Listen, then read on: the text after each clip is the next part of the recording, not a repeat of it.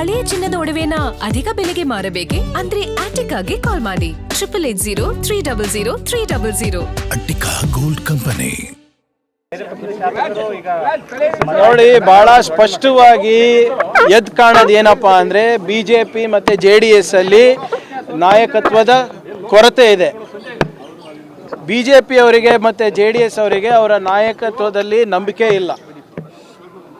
ಇವತ್ತು ನಮ್ಮ ಜನಪರ ಯೋಜನೆಗಳನ್ನು ನೋಡಿ, ಗ್ಯಾರಂಟಿ ಯೋಜನೆಗಳನ್ನು ನೋಡಿ, ಯಾವ ರೀತಿ ಒಂದು ಕುಟುಂಬಕ್ಕೆ ಒಂದು ಆರ್ಥಿಕ ಸ್ಥಿರತೆ ಮತ್ತು ಒಂದು ಸ್ವಾಭಿಮಾನದ ಬದುಕನ್ನು ಕೊಡ್ತಾ ಇರೋದನ್ನು ನೋಡಿ ಇವತ್ತು ಕೆಲವು ಶಾಸಕರು ಆತ್ಮಸಾಕ್ಷಿಯ ಮತಗಳನ್ನು ನೀಡಿದ್ದಾರೆ.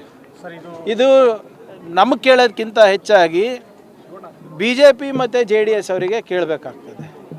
ಯಾವ ಪಕ್ಷಗಳು ನಮ್ಮ ಬಗ್ಗೆ ದಿನ ಟೀಕೆ ಮಾಡ್ತಾಯಿದ್ರು, ಇವತ್ತು 11 ಮತಗಳು ನಮಗೆ ಬಿದ್ದಿದೆ ಅಂದರೆ ಇದಕ್ಕೆ ಉತ್ತರ ನಾವು ಕೊಡಬೇಕಾ, ಅವ್ರು ಕೊಡಬೇಕಾ? ಭಾಳ ಸ್ಪಷ್ಟವಾಗಿ ವಿರೋಧ ಪಕ್ಷದ ನಾಯಕರಾದಂಥ ಅಶೋಕ್ ಅವರ BJP ಪಕ್ಷದ ರಾಜ್ಯಾಧ್ಯಕ್ಷರಾದ ವಿಜೇಂದ್ರ ಅವರ ನಾಯಕತ್ವವನ್ನು ಸ್ವತಃ BJP ಅವರು ತಿರಸ್ಕಾರ ಮಾಡಿದ್ದಾರೆ.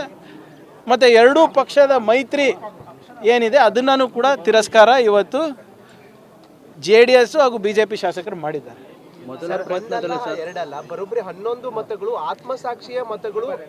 ನೀವು ಗಮನಿಸಬೇಕಾಗಿರೋದು ಏನು ಅಂದರೆ, ಫಸ್ಟ್ ರೌಂಡಲ್ಲೇ ಎಲ್ಲರೂ ಗೆದ್ದಿದ್ದು ಮೊದಲನೇ ಸುತ್ತಿನಲ್ಲಿ. ಅಂದರೆ ಏನು ತೋರಿಸುತ್ತೆ? It is an outright rejection of the leadership of mister Ashok, mister Vijendra and mister Kumaraswamy. Karnataka counter ಆಯ್ತು ಅಂದರೆ BJP ಬೇರೆ ಬೇರೆ ರಾಜ್ಯಗಳಲ್ಲಿ ಹಿಂಗೆ ಬೇರೆ ಪಕ್ಷದ ಶಾಸಕರಿರ್ಬೋದು ಬೇರೆ ಬೇರೆಯವ್ರನ್ನ ಸೆಳೀತಾ ಇದ್ರು. ಇಲ್ಲಿ ಕರ್ನಾಟಕದಲ್ಲಿ ನೋಡಿ, ನಾವು ಯಾರಿಗೂ ಸೆಳೆದಿಲ್ಲ, ಏನಿಲ್ಲ.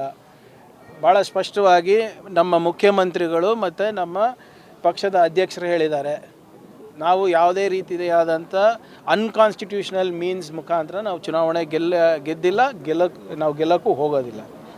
ಈಗ ಅವರೇ ಸ್ವಪ್ರೇರಣೆಯಿಂದ ಬಂದಾಗ ಅವ್ರು ಹಾಕಿರ್ತಾರೆ. ಇದು ಸೀಕ್ರೆಟ್ ಬ್ಯಾಲೆಟ್. ನೀವು ಎಲ್ಲನೂ ಕೂಡ ನೀವೇ ನೋಡಿದ್ದೀರಾ, ಲೈವ್ ನೋಡಿದ್ದೀರಾ. ಯಾರಾದರೂ ನಾವು ಏನಾದರೂ ಹೋಗಿ ಇಲ್ಲಿ ಕೈಕಾಲು ಬಿದ್ವಾ, ಏನಾದರೂ ನಾವು ಅವರಿಗೆ ಮನವಿ ಮಾಡಿಕೊಂಡ್ರ? ಇಲ್ಲ.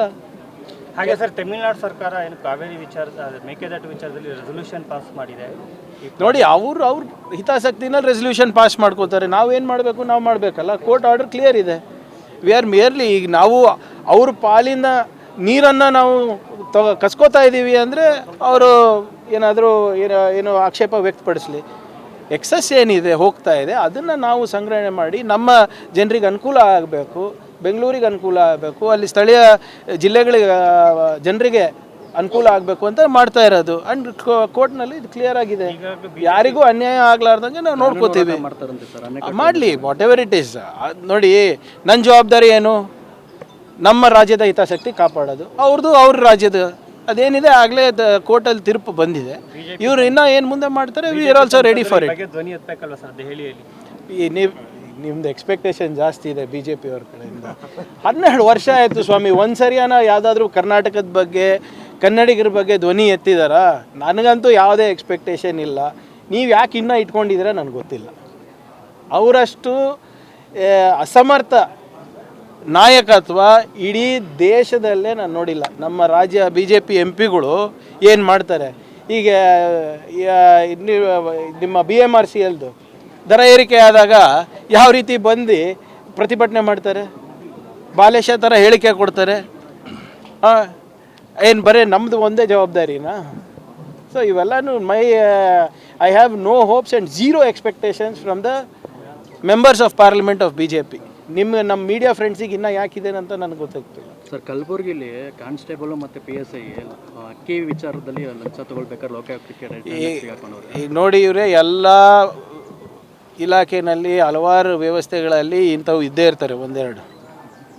ಈಗ ಅವರು ರೆಡ್ ಹ್ಯಾಂಡಾಗಿ ಸಿಕ್ಕಾಕೊಂಡಿದ್ದಾರೆ ಅಂದರೆ ವಿ ವಿಲ್ ಟೇಕ್ ಆ್ಯಕ್ಷನ್. ಇಂಥವರೆಲ್ಲ ರೆಕಮೆಂಡೇಷನ್ ಯಾರು ಮಾಡೋದು? ನಮ್ಮ MLAಗಳೇ ಮಾಡಿರ್ತಾರೆ, ನಾವೇ ಕಳಿಸಿರ್ತೀವಿ. ಏನು ನಮ್ಮ ಕಡೆ ಆಗಿರೋವಂಥ ಲೋಪಗಳನ್ನು ನಾವು ತಿದ್ಕೋಬೇಕಾಗ್ತದೆ. ನಾವೇನು ನಮ್ಮದು ನಿರೀಕ್ಷೆ ಏನಿರ್ತದೆ, ನಾವು ಒಬ್ಬರು ಯಾರಿಗೋ ಅಲ್ಲಿ ಹಾಕಿದ್ರೆ ನಮ್ಮ ಜಿಲ್ಲೆಗಳಿಗೆ, ನಮ್ಮ ತಾಲೂಕಿಗೆ ಪ್ರಾಮಾಣಿಕವಾಗಿ ಕೆಲಸ ಮಾಡ್ತಾರೆ ಅಂತ. ಈಗ ಯಾರ್ಯಾರ ಗುಣ ಹೆಂಗಿರುತ್ತೆ ಅಂತ ಹೆಂಗೆ ಗೊತ್ತಾಗ್ತದೆ ನಮಗೆ? ಇಂಥ ಪ್ರಕರಣ ಬಂದಾಗೆ ಗೊತ್ತಾಗ್ತದೆ. But will deal with it very strictly. KPCC ಅಧ್ಯಕ್ಷರು ಮತ್ತು ಸಿಎಂ ಡಿ.ಕೆ. ಶಿವಕುಮಾರ್ ಅವರಿಗೆ ಮೊದಲ ಪ್ರಯತ್ನದ ಚುನಾವಣೆಯಲ್ಲಿ ಗೆದ್ದಿದ್ದಾರೆ. Next is GBA election sir. GBA ಜಿಲ್ಲಾ ಪಂಚಾಯತ್, ತಾಲೂಕ್ ಪಂಚಾಯತ್, ಗ್ರಾಮ panchayat, urban local body and 2029 and 28 state election, 29 Lok Sabha election ಎಲ್ಲನೂ ಕೂಡ ಕಾಂಗ್ರೆಸ್ ಗೆಲ್ಲುತ್ತೆ. ಕರ್ನಾಟಕದಲ್ಲಿ, ದೇಶದಲ್ಲೂ ಕೂಡ ನಾವೇ ಬರ್ತೀವಿ. ಸರ್, ಇವತ್ತು ಗ್ಯಾರಂಟಿ ಪರಿಶೀಲನಾ ಸಭೆ ಇದೆ, ಏನಾದರೂ ರೂಪುರೇಷೆ ಕೊಡ್ತಾರಾ ಸರ್? ಇಲ್ಲ, ಭಾಳ ಸ್ಪಷ್ಟವಾಗಿ ಮಾನ್ಯ ಮುಖ್ಯಮಂತ್ರಿಗಳು ಹೇಳಿದ್ದಾರೆ, ಅನರ್ಹರು ಯಾರಿದ್ದಾರೆ ಅವರಿಗೆ ಹೋಗಬಾರ್ದು. ಸಾಕಷ್ಟು ಲೋಪಗಳಿದೆ, ಅದನ್ನು ತಾಂತ್ರಿಕವಾಗಿ ಹೇಗೆ ನಿವಾರಣೆ ಮಾಡ್ಬೋದು ಅಂತ. ಈಗ ನಮ್ಮ ಗ್ಯಾರಂಟಿ ಸಮಿತಿ ಅಧ್ಯಕ್ಷರು ರೇವಣ್ಣ ಅವರಿರ್ಬೋದು, ಉಪಾಧ್ಯಕ್ಷರಾದಂಥ ನಮ್ಮ ದಿನೇಶ್ ಗುಳಿಗೌಡ ಅವರಿರ್ಬೋದು, ಕೆಲವು ಅಂಕಿಅಂಶಗಳನ್ನು ಕೊಟ್ಟಿದ್ದಾರೆ.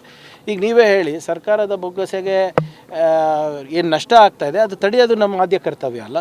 ಈಗ ಯಾರಿಗೆ ಸಿಗ್ತಾ ಇಲ್ಲ ಅವರಿಗೆ ಕೊಡಿಸ್ಬೇಕು, ಯಾರು ಅನರ್ಹರಿದೆ ಅವ್ರಿಗೆ ತೆಗಿಬೇಕು.